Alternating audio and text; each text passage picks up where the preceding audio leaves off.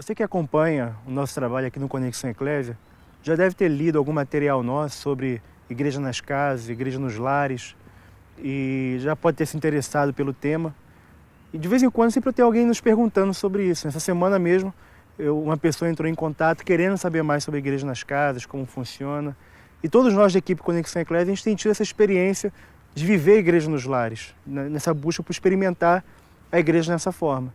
E é possível que algumas pessoas pensem que algumas pessoas podem estar em crise nas suas congregações, nas denominações em que fazem parte, podem estar em crise achando que igreja nos lares, ou uma igreja, uma estrutura mais simples de igreja, uma igreja que não tem aquele peso institucional, muitas vezes, seria a solução dos problemas.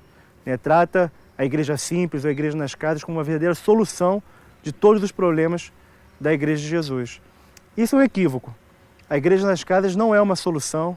Na verdade, puramente, o simples fato da igreja estar nas casas ou da igreja ter uma estrutura mais simples não significa uma solução por si só dos problemas da igreja. O fato de ter... O que caracteriza a igreja, na verdade, o existir a igreja, é ter 2 ou 3 pessoas reunidas em nome de Jesus. Se tem 2 pessoas reunidas, tendo Jesus como motivo, como causa, como razão, como propósito, aí está a igreja. Se 2 pessoas estão em nome de Jesus dentro de um prédio chamado templo, com uma placa com o nome de uma denominação, ali é tão igreja como 2 pessoas reunidas na casa.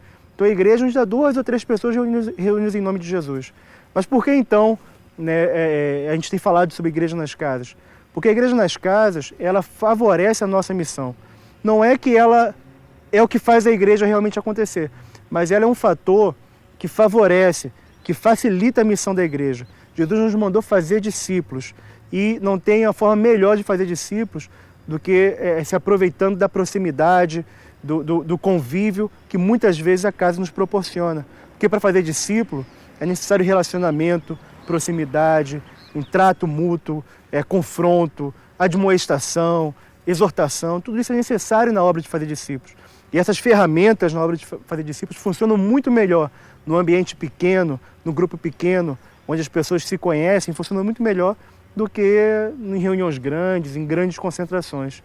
Então, a igreja na casa por si só não é uma solução, porque se você parte para casa, mas não abre o seu coração para ser tratado, se você parte para casa só para reunir, ler a Bíblia, orar, pregar, ouvir ensino, mas não abre o seu coração para se deixar ser conhecido, se deixar ser pastoreado, não cria verdadeiras amizades, porque a amizade de verdade implica em transparência, implica em honestidade. Se não existem esses compromissos, o compromisso com a transparência, o compromisso com a honestidade, o rasgar de coração, o andar na luz, o estar na casa não produz nada.